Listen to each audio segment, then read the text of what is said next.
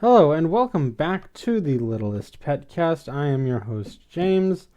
And today, before we begin, I just want to remind everyone to be safe. These times are very difficult for a lot of us, but the most important thing you can do is be as safe as you possibly can. I know it can be hard to do so, but I just want people to be safe. That's my end goal. So now let's begin to go into the episode. Go figure. It begins in downtown city where Zoe, Penny, and Pepper are out on a shopping trip, and then suddenly aliens attack. Vinnie in a costume shows up and declares himself the Lizard of Legend, along with his sidekick, Mangoose. So Sunil isn't a fan of his hero name, and he and Vinnie kind of argue about it. Vinnie explains it so that it makes sense to Sunil, and then when it does, Sunil still doesn't like it. Zoe, Penny, and Pepper remind them of the imminent alien invasion, and Vinnie tells the aliens to stand down. But in the end, it wasn't the Lizard of Legend or Mangoose who stopped the aliens. It was the humblest of all God's creatures, the Blythosaurus Rex. So yeah, Blythosaurus comes in, and Vinnie is terrified, but then it snaps back to reality. Oh, there goes gravity. I know. And we see Blythe at LPS with Vinnie and Sunil in costume, and Blythe wants to make sure they fit. Vinnie says, "For you, Blythe, anything, because we are the Lizard of Legend," and then Sunil interrupts with, "the sidekick whose name has yet to be determined." Vinnie facepalms. So then the credits roll, opening credits roll, and then we see Vinnie modeling his outfit when Sunil asks about his name. He says he was a hero before. Remember Super Sunil? Now that is true, but Super Sunil is the name of an episode. His superhero identity in that episode was El Cobra Cabra. I remember I also nitpicked a little bit of stuff at the beginning of that episode as well. And I don't know, that's just the nature of the show, I guess. There's a lot of stuff to nitpick for sure, but I don't know, like, okay, I'm just going to say it. This episode's pretty solid all around. I'll get to fully explaining why later.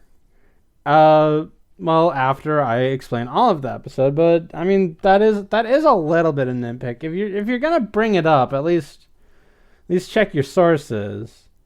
I mean, unless there isn't an LPS Bible until the 4th season. We're back on the Bible already, huh? Vinnie points out that he does remember, but he also points out that in a scene we didn't happen to see, Sunil said he would be the sidekick since he did the hero thing before, and Super shouldn't be in a sidekick's name, which Sunil agrees upon. On a technicality, like there's Supergirl, Superboy, Crypto the Superdog all have like supers in their name, but that denotes who their superior is, not necessarily.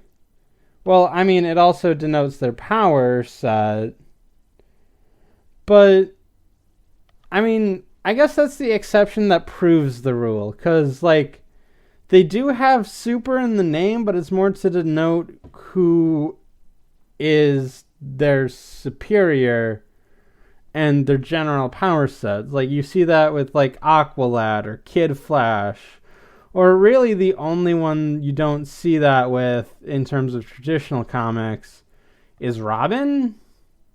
Even though by a lot of standards he is a lot like Batman, because like again, no powers, but has a lot of gadgets and like a lot of know-how and uses a bunch of intimidation tactics sometimes. And like when he becomes Nightwing or, you know, whatever the other Robins become eventually, including Batman at one point, I think. This whole thing is, well, it really fits in. I'm off on a tangent. I don't need to go into this right now, but like you get the idea I'm trying to say. So Blythe can tell that they're excited, but they need to focus on ZapperCon. Penny starts to ask what that is, but Minka interrupts excitedly to finish the question. Blythe explains that it's a convention for fans of Agents of Zap. Pepper starts to ask, but Minka then finishes asking, isn't that the widely popular TV show, movie franchise, toy line, comic book series, and breakfast cereal? Blythe says yes, so you can see why that little like sidekick and heroes rant I went on is fitting, because we're going into the world of conventions and, you know, media conventions, not like business conventions, but yeah, that's why it fits. I'm prepared. So Pepper asks if it's possible for Minka to take it down a notch. Minka says it's actually scientifically impossible for her to do so. And then Blythe explains that this year the con is in downtown city, which I don't think conventions really work like that. I like usually, okay, from what I know, and I've been to a few cons, is that like a con is at a like set place every year. Like, okay, I know cons can move, but it's more of a permanent move than like, oh, this year it's in New York, next year it's in Chicago, the year after that it's in Baltimore. I don't think cons work like that. Like the con I usually go to has moved locations once, but that's just to get a bigger location to accommodate more people. It's not a traveling convention, because that seems illogical. So Blythe says that she has a booth to debut her line of pet-friendly cosplay called Pawplay. Vinnie and Sunil both advertise it for a little bit, and then Penny says she likes it, and so does Minka. Blythe hopes it does well enough since she needs the cash to fix up her scooter. Pepper is a little bummed that the scooter needs to be repaired.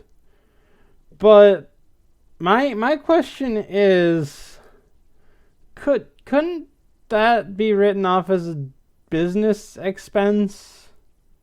Because, like, Blythe needs it for her business. Does Blythe even do taxes? Because, like, she runs her own business and works for a different business. Oh, okay. Okay, so the Littlest Pet Shop is the bigger business that has a smaller business of Blythe style within it. That has to complicate something. Like, so she earns money that way and earns other money on selling her designs. And also she has a vlogcast that has like 1 million plus views. So, like, it would be foolish not to monetize that. Like, I mean, I know there's integrity, but I mean, if it's not too intrusive, like, you could probably get money out of that really well. Like, I'm not, like, I don't think Blythe does any of this for the money, but I don't know, she's earning a substantial amount. And she's also she bought a booth at a popular convention to help sell more stuff. But the thing is, she is a minor. I don't would she even be making enough to start taxes? Because I know you don't get a W-2 unless you make 600 or something an hour. Not an hour, geez, but I would kill for 600 an hour. But $600 or more at a business within a year. Maybe she does that, but she's also a minor. So I don't know if man, this whole thing is confusing. The status of Blythe's job is confusing. And it's even more confusing because it seems to be on quid pro quo basis, where she doesn't show up all the time, just some of the time. But she's really helpful when she shows up. And also she sells her stuff out of LPS through Blythe Style. Does she have an online store for that? She should have an online store for that, I guess. But, I mean, I guess that gets into other complications where, if she had an online store and the means to send it out all over the world, that would really limit her time elsewhere, which she needs. We're just gonna think on this for a little bit while I go over the episode. So, meanwhile, Russell tells them to enjoy themselves. He explains he's not going because even though he is a zapper, that's a little confusing.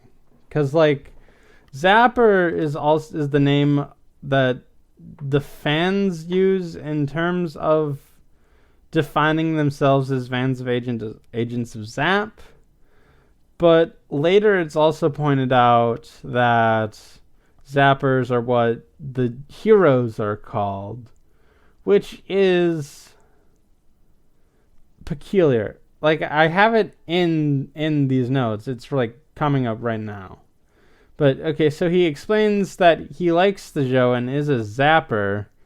He is upset because it's recently been revealed that his favorite character, Kurg, is a Monoruvian spy and double-crosses all the other zappers.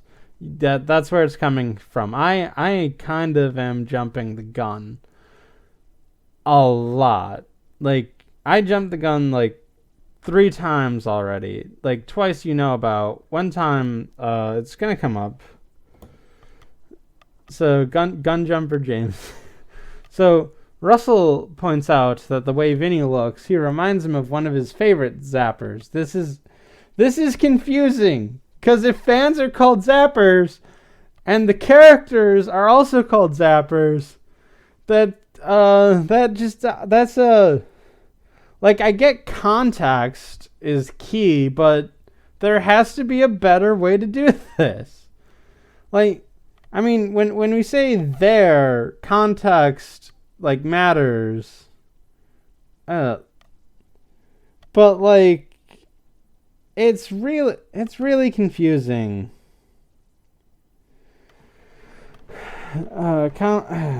I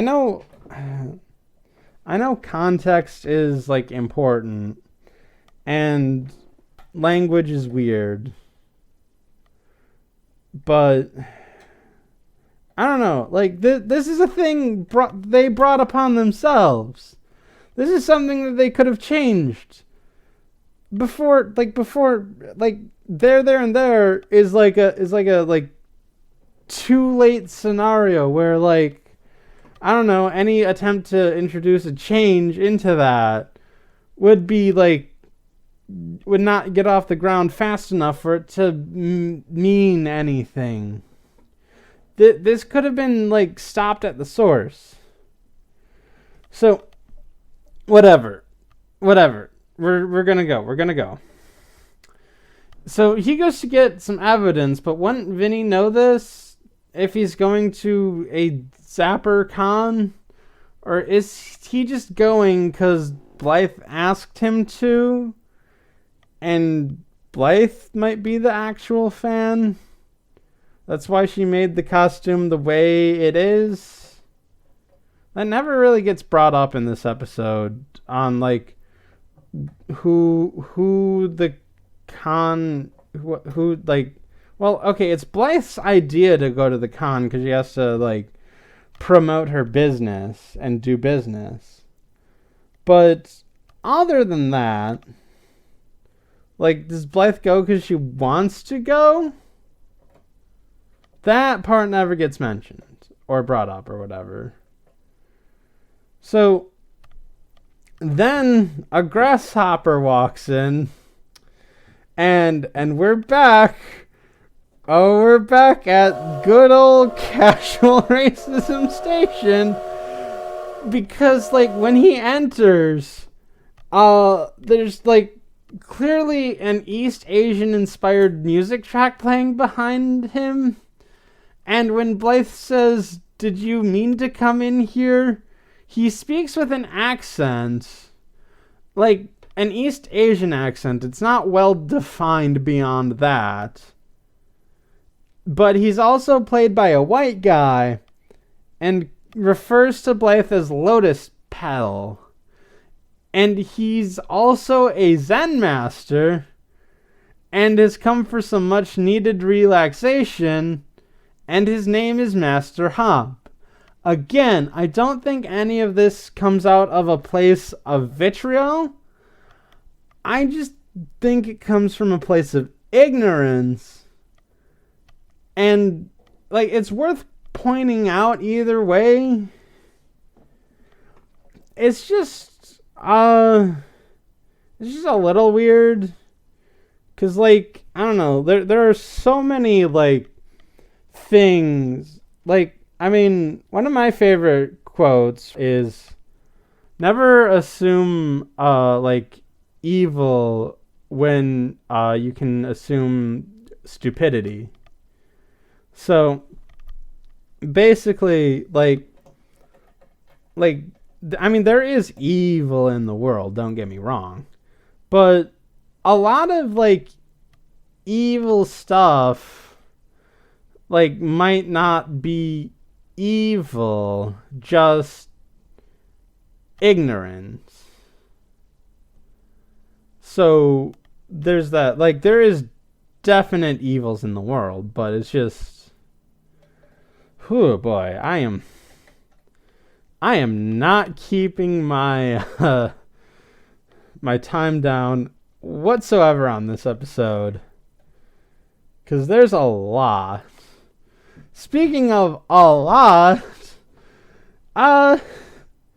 we also have the return of what bug/bug-like creatures can talk. So we can now add grasshoppers to bees, spiders, and mosquitoes as creatures who can talk in English, and you can talk to them back, versus flies and butterflies who can't speak any human language when you have the ability to talk to them. Oh boy. So, there's that as well. So, Blythe welcomes Master Hop and says it's nice to meet him. And Master Hop says namaste, which, okay, namaste is more of an Indian thing, whereas Zen is more of like a Chinese, Japanese area kind of thing. Like, okay. I guess that's why they wanted to keep it undefined, so that they could pull from this, but that just makes it a little worse. Like from the standpoint of cultural appropriation. But like if you can look, I know it's hard to like look past it sometimes. Like I know not everyone can, but I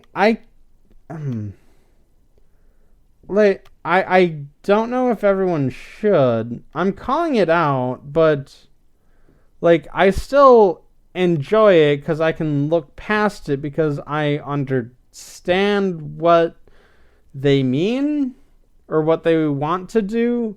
And if everything was hunky-dory, this would be fine. It's weird. So, oh man. So, where was I even? Okay, I can look past it.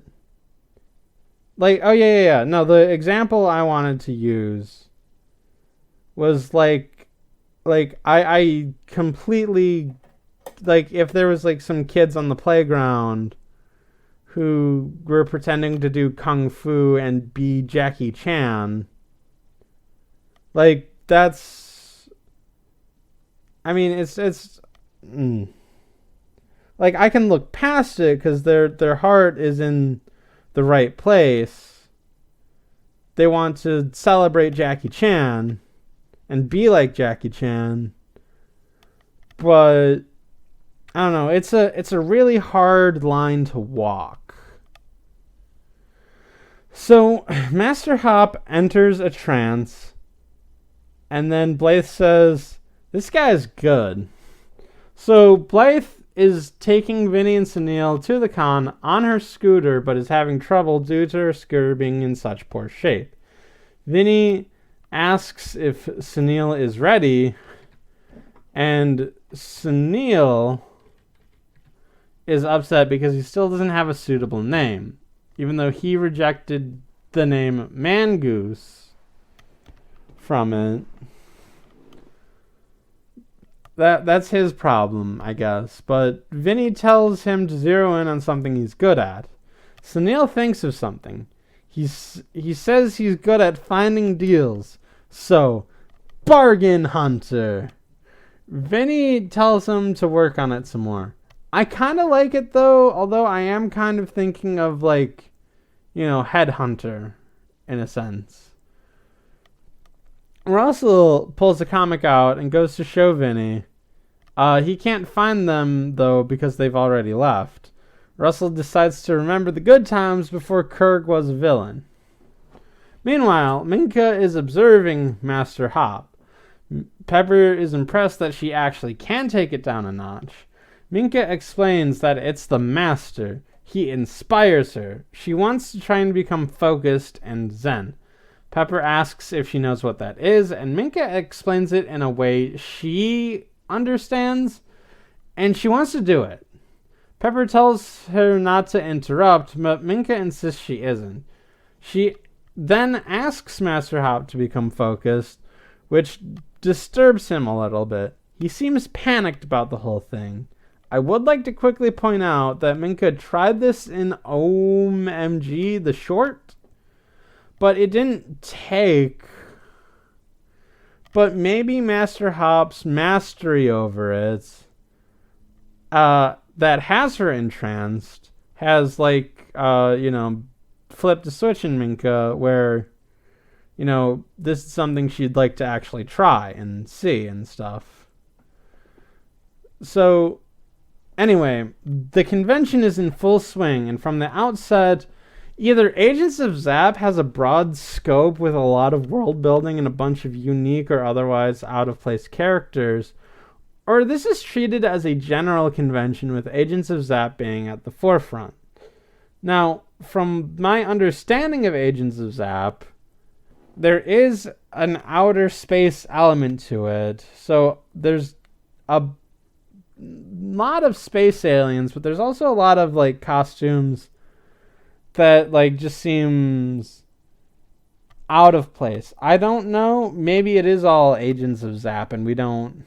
And I can't tell though, because like this is the first time we've heard about agents of Zap. Like I don't know. And it has such a like broad scope if it's gonna encapsulate superheroes in space, I guess. Oh boy, this is a rant heavy episode already. So anyway, Blythe is selling a lot of her cosplay at her booth, and she tells Vinnie and Sunil to keep it up. Vinnie wants to leave, but Sunil doesn't. He likes the energy and thinks his alias should be Supermodel, but then backs down when Vinnie glares at him. Vinnie says that we could take a break and walk around the convention center, and then once the break's over, they'll have the energy to model better. Sunil is hesitant, but Vinnie says to relax, tell Blythe they're leaving without her, without making sure she actually hears them, and walks off. Sunil wants to stay, but as a sidekick, he is determined to follow every order his hero says, and leaves as well. Blythe is selling her merch, and thinks the money she's getting will get her scooter repaired. She then sees that Vinnie and Sunil are missing, so Blythe wants to leave, but then someone comes up asking for an elven thief costume for her cat. So I guess this is more general of a convention, or Blythe's booth is general. So this is the other time I jumped the gun a little, because like why is Blythe selling, if it's an Agents of Zap focused con, if that is the case, like, could she not sell a larger variety of like cosplay at her thing, but then at the same time, like, she, like, if she has the store, the store itself, and that's her only storefront and not an online store, like, it would make sense for like someone to come in and buy an elven thief costume for a cat so that they can go to a what would D&D be called in this universe? You know, that's not important right now. Let's focus back on this. But like, yeah, it would make sense if to buy it for a later fantasy convention. Why didn't I just say that from the beginning? Because I am something. Okay. So, yeah. Like, if Blythe were to sell these online, she could sell more. It's, if she wants to expand her business venture, Blythe should at least think about getting an accountant to help deal with all of these problems. Or at least some help. Because, like, I mean, I get it. Showing up at a convention is good. There's a lot of foot traffic. And a lot of people come by. Someone's bound to buy something. Though that might not be a good idea right now. But, like, cosplay is an interesting idea for this world. So she could sell it online if she really wanted to, along with her general use wares. Because,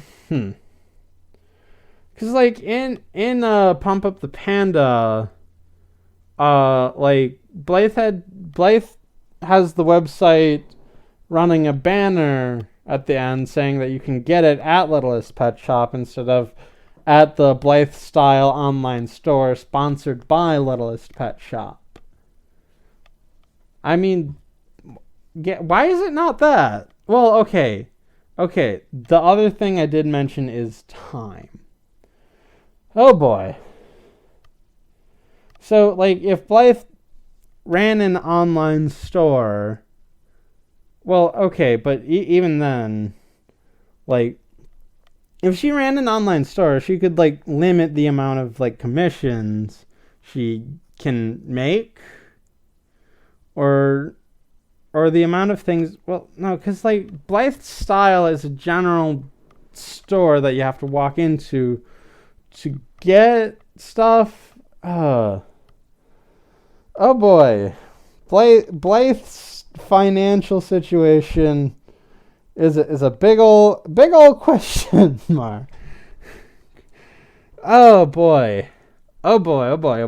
So, Blythe obliges to get the costume and tells herself not to panic. Meanwhile, Vinnie loves exploring the convention center.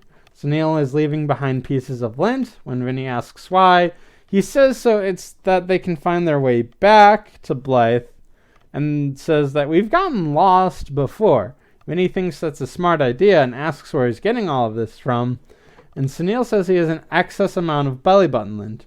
Vinnie says nice. I'm surprised that Sunil does not try to think of a way to, like, make this into a superhero name, like Lint Boy, or, you know, the Lint Trapper. The Adventures of the Lizard of Legend and Lint Trapper. That is something, Sunil. Maybe it's not Blythe that only needs, like, a business strategy. Like, Sunil needs, like, a business strategy for a superhero name.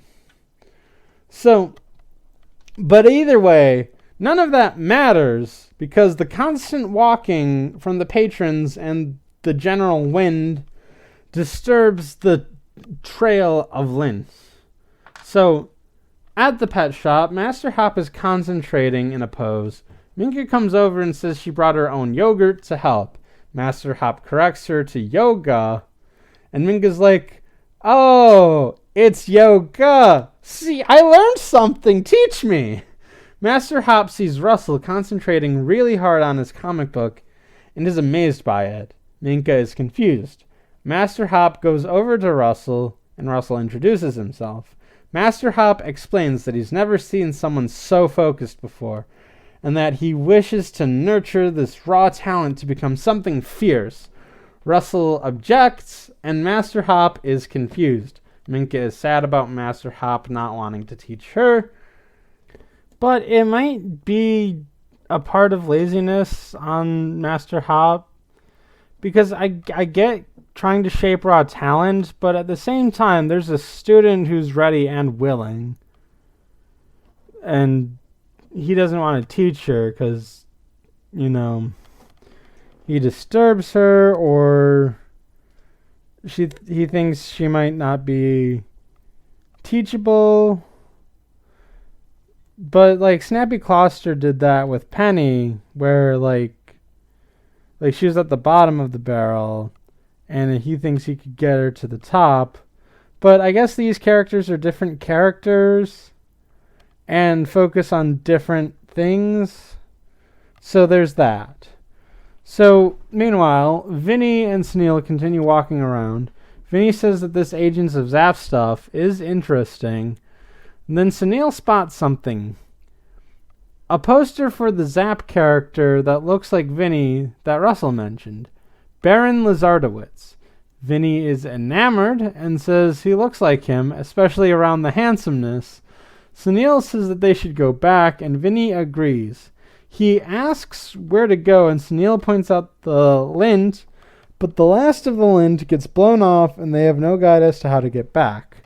Meanwhile, Master Hop is observing Russell, and Minka is pining for him to train her. Minka thinks to impress him with her skills. She asks him to look at her balancing on some pillows. Zoe is looking for her favorite pillow and is at the bottom of Minka's stack. She grabs it and knocks Minka over. Minka then tries juggling, but Pepper comes up and says, "Who says you can play with my bowling pins?" and takes one, leaving Minka off balance, and they all land on her head. Master Hop seems to admire Russell, but Russell admonishes him for standing on his comic book. Master Hop only loves him more. So Blythe continues to sell and is worried about how busy she is. And then the biscuits come and ask what Blythe is doing here. Blythe begins to explain, but then says, "You don't really care, do you?" They say no. Blythe asks what they're doing here, and they say they're on the hunt for some Baron Lizardowitz figure for their dad's birthday. He's really into that stuff, and it's a thing, apparently. So they say if they get him that, they might receive more allowance. They also say the sooner the better, in hopes of getting out of here. Vinnie and Sunil are lost. Sunil uses his sensory power, demonstrated in Blythe's crush, to get directions. So that's just a power he has. So which throws the idea of Sunil borrowing someone else's power out the window on a weekly basis. But I have refined it. So instead of Sunil just borrowing a random person's power, even when that power is nothing, like at random on a weekly basis, Sunil gets the powers of like whoever's in his proximity. And since there are a lot of people in his proximity, no wait, that still doesn't work, because like, I don't know, they go all around town in Blythe's crush, but maybe like someone else close by has the like sensory power that's close to Sunil all the time, so that like Sunil has the chance to hone it and use it. Oh boy, what Sunil's powers are is a huge mystery. But maybe it's this proximity thing, plus like the ability to hone it in a sense. And since they're at a convention, a lot of people are here. I don't know, man. This Sunil's power set is random and weird. Like it would be less weird if it was more defined.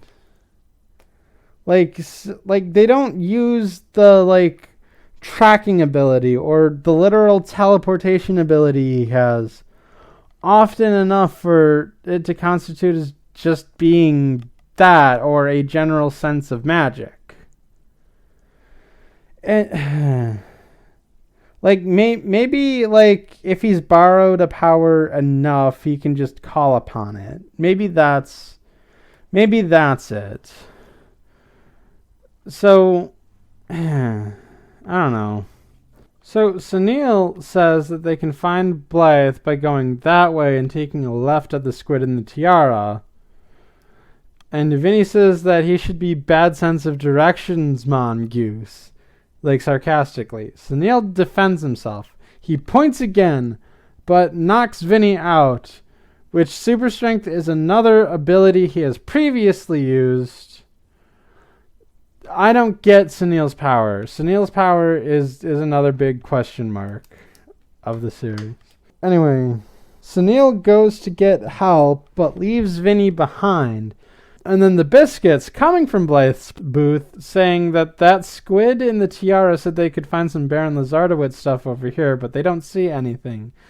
So they step on Vinnie, they spot him, and pick him up.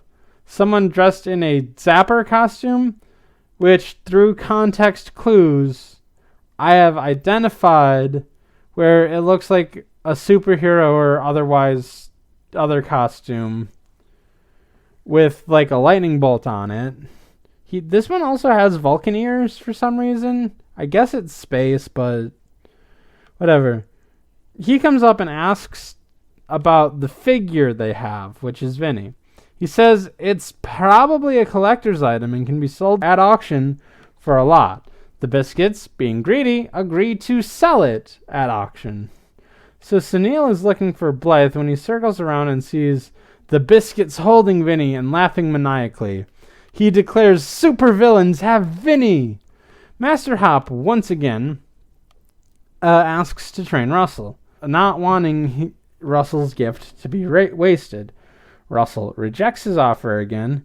Meanwhile, Minka's face is red. She then lets go and says she's been holding her breath for 3 minutes. How's that for concentration? Minka then gets really, really sad and says concentration isn't her strong suit or any kind of suit for her. Russell observes this and then agrees to Master Hop's demands on the condition he trained Minka as well. Master Hop is hesitant, but Russell says, "You could just let my gift go unused." Master Hop relents, and Minka is excited. Master Hop seems worried. So, back at the convention center, Blythe continues to sell, but is relieved that is the last customer, that she can go start looking for Sunil and Vinnie. Is it that late already that they're closing Artist Alley? Or do booths have a designated selling time, and they're rotating it out? Or I don't know. Like, Blythe could always close her booth in an emergency like this. Maybe she just needs to understand business more. She knows Mona. Maybe she can get tips. But, like, I don't know. It's really weird that, like, I don't know. It seems weird that they're closing Artist Alley, like, for the day, I think. I'll get to that later. It just seems weird that, like, because they still have the auction that's going up. Maybe they don't want, like, the vendors to compete with the auction, but I don't know. So she goes to find the boys, but Sunil finds her and is worried. He explains that the biscuits have Vinnie. Blythe is confused, but Sunil says there's no time to explain, and he guides her to where he saw them. Vinnie wakes up, tied to a stand, and is confused. He doesn't want to draw attention to himself. He sees that he's being put up for auction, and he wants to see how much he'll go for. So the auctioneer is announcing the rare Baron Lazardowitz figure. Blythe and Sunil continue to search for Vinnie, and then see that he's up for auction. So Blythe says she's going to explain what's going on and rushes the stage. However, she is stopped by the jester hat guy, who's now wearing a tentacle hat to accommodate his naturally occurring hair, and Blythe says she really needs to get that lizard. The jester hair guy says that everyone wants him too. You're just going to need to bid for it. Blythe resigns and agrees to do it with her earnings from the Pawplay. She doesn't even try to explain that Vinnie is not a figure. Like, it's one thing to attempt that and get turned away. It's another to not even try. It's just weird. Like, hey, no, that's not a figure. That's my gecko. Like, it sounds weird to someone who doesn't know what's going on, but at least saying it shows you put the effort in. So, meanwhile, Master Hop is beginning the training of Russell and Minka, and it is done over a montage. Russell is indeed a natural, but Minka has a rough start at it. Still, Minka figures it out eventually, and Master Hop praises her for it. So, at the auction, the biscuits are in the crowd to drive up the price so they can get a good chunk of change for this doll they found and that they were going to give to their dad for his birthday. Boy, rich people suck. So the auction begins, and Vinnie is excited to see how much he'll go for. In another montage, people bid money, and the biscuits drive up the price. Blythe keeps trying, but the biscuits keep driving it up. The auction is going for $200, which seems low for a figure, Blythe, in a moment of desperation, bids 201 and says goodbye to her scooter repairs, which, if she only made $201 at a convention for her thing, like, I get not everyone has pets that want cosplay or Pawplay, if you will, but those should be going for like a lot more than 201, especially because like one of the points of this episode is that Blythe couldn't catch a break because she was so busy. But if she only ends up with $201, and that's like all the money she has, and can't repair the scooter, which repairing a scooter I think also takes more. I don't know what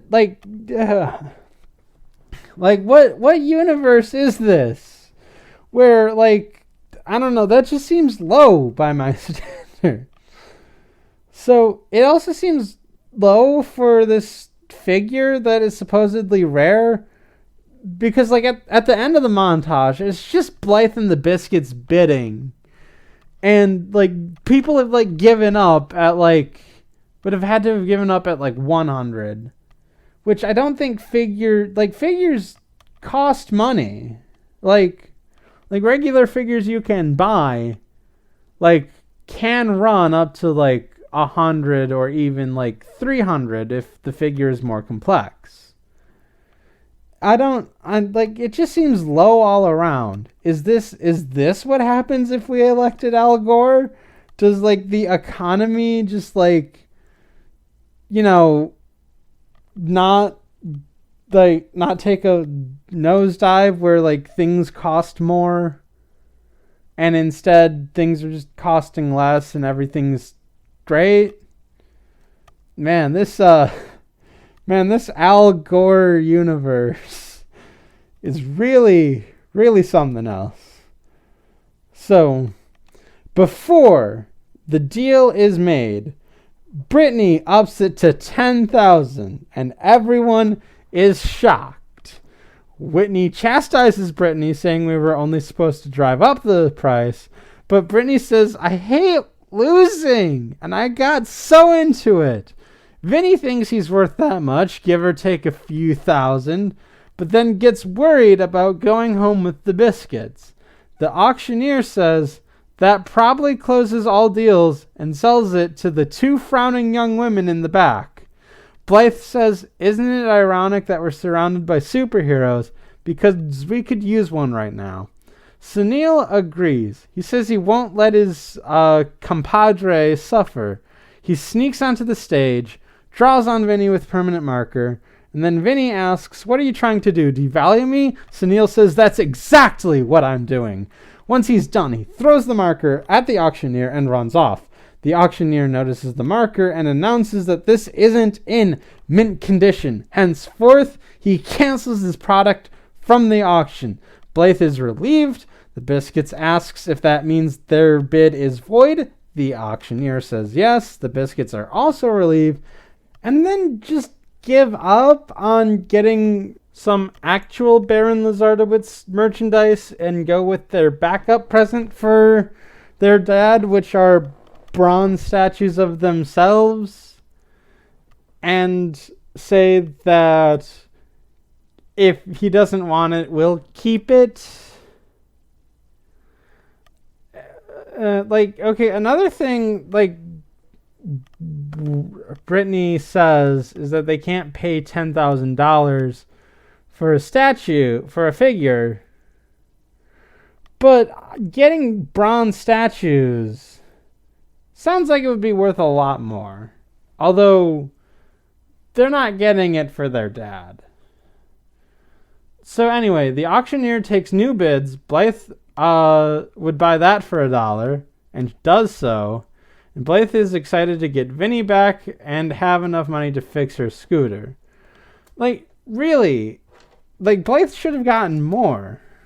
Unless that was, like, designated scooter money and everything else is left over. But, like 200 seems low for this. It seems low for any part of this equation.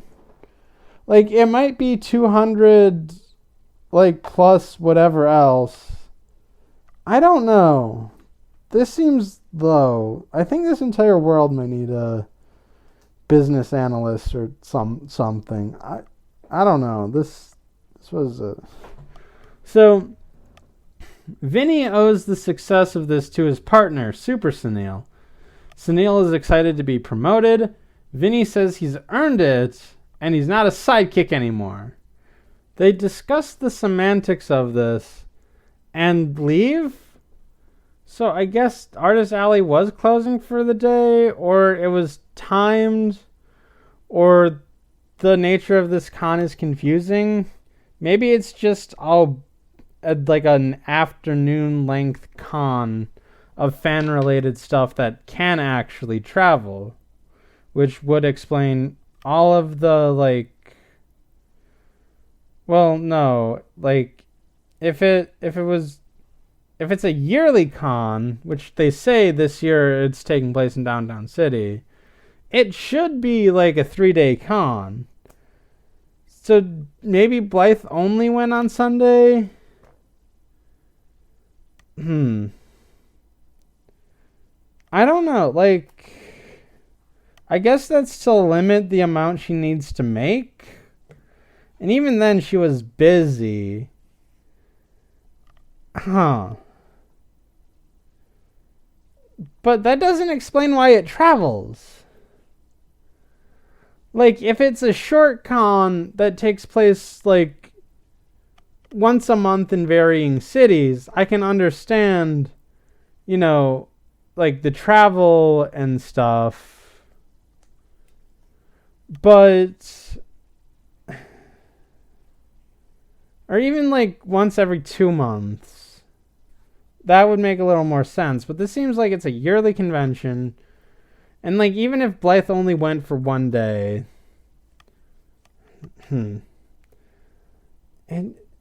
this whole thing is weird.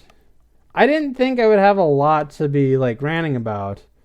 And here I am, just past 50 minutes, with a ton of rants under my belt for this episode, with at least one more coming up. So whatever. Blythe's finances and stuff, they work for her. Whether or not we know she does taxes, I guess is up in the air. But it doesn't really matter because she's successful either way. So they get back and it's still daylight out is the other weird thing about this convention. Where I guess maybe it's just a big con that has a lot of Artist Alley submissions. So Blythe has an allotted time for the day and then decides to leave. So maybe she's not a fan of Agents of Zap. Or maybe she is, but also has other business to attend to because she's busy and that's why she doesn't want to open an online store or spend 3 days at a convention to sell stuff or make enough stuff to sell over the course of 3 days. Because she has other responsibilities going to school and other stuff. Watching over the house in case Roger is out on a transcontinental flight. Again, Blythe really is juggling a lot. She needs someone to help her, make the best possible business decisions that she can, but also someone who needs to understand Blythe as a person, which I guess would be Mrs. Twombly. But, I guess right now she's more focused on Littlest Pet Street and getting that off the ground. And Blythe is helping with that. Oh dear. I thought I was wrapping up a rant, but I've just decided to continue. So, whatever. They get back, and Penny asks how the convention was, And Blythe says that they could use some Zen after today's experience. They then see Minka meditating, and Blythe compliments her. Minka compliments Master Hop, and Master Hop compliments her back on having such a great student, and she said she learned from a great master. And then Vinnie asks if someone can free him from the stand that he's still on, and that ends the episode. Okay, so despite the amount of rants I went on, I still overall think this is a good episode. The episode itself goes at a mile a minute, but it's actually very well done in that respect. And I don't even mind the bottle quality of the pet section of the episode, because it remained focused and it didn't overstep its boundaries too much, and it was indeed a good story. It's kind of what the Sugar Sprinkles story should have been in Snipmates. But that went on a little too long. This was just the right length. All of the bits we saw were shorter from it, and we get a good story out of it, and it doesn't drag its feet. The convention stuff is actually also a really good story too, and it's set up really nicely. Right away we see Russell says he looks like Agents of Zap character. And then, all the things come about somewhat naturally, except for the biscuits, who, by their nature, are unnatural. And speaking of the biscuits, the last rant I have planned for it is about them. So, they have been playing an active role in recent episodes. Sometimes as antagonists, kind of like in this episode, but sometimes as people who help or show good qualities.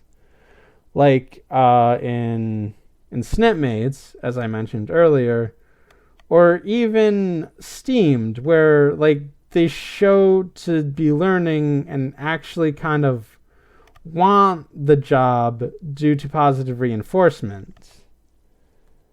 So, anyway, so now, at this point during the Biscuit Redemption arc, we're starting to see them waver more on their original intent, but still fall into it every now and then. Like we saw with Two Peas in a Podcast, where they fell victim to greed, and just initially it's wanting to be better than Blythe, but they keep up the charade because of wanting more money. They would not have put as much effort into it if they didn't think they were going to get some money out of it. And this episode kind of does the same thing, where they put in the effort to make as much money as possible. Not to the extent of last episode, but still. So, I think this was to eventually put them in a position where they had to make a definitive choice on how they wanted to proceed as people. And the choice is either maintain their cruel personas while being nice in the shadows every so often, or actually change and become better people. And in that sense, putting that question out there, I think is a really smart move. If because the hard beginning of the Biscuit Redemption arc is Senior Day, where we learn that the Biscuits can be nice and will pretend to do so if the situation allows it. And we see it continued in certain episodes. In other episodes, we see them, being cruel. But that is more in a public fashion, whereas whenever they're nice, it's privately, or in a way where they can just blow it off, like Steamed. fine, we'll help you, or whatever, but they still pretend to be unamused. So, in that sense, I think it's better than Crusaders of the Lost Mark. Now, Crusaders of the Lost Mark is a good episode. However, Diamond Tiara's Redemption has no previous build-up to it, whereas, like, this does. This has build-up to it. But the CMC were secondary characters in and of themselves, so following that plotline might not have made as much sense. Whereas the Biscuits, like, could be considered major characters, or at least highly used secondary characters. So it makes sense that we see that plotline develop over time. Now, whether or not, like, Crusaders of the Lost Mark, great episode of the show. Like, nothing I will say, like, detracts from that. But just that bit, like, helps. Maybe if they had, like, more time to expand on MLP, even though it gets, like, 26 episodes per season, but they also want to, like, focus on the, like, main 6 a lot of the time. Like MLP just has, like, a wide swath of characters, and we can't follow them all.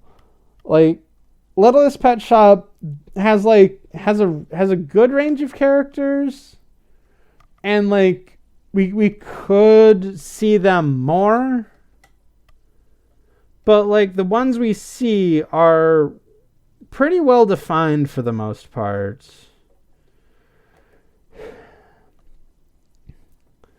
So, I think I'm just going to call it there. That will be it for this episode of the Littlest PetCast. Be sure to leave a comment and review on Shout Engine, on Apple Podcasts, on the Google Play Store, and wherever else RSS feeds go when no one else is going anywhere because they're locked in. Be safe, people. And be sure to tune in next time for the episode A Doggy Biscuit. I will see you then.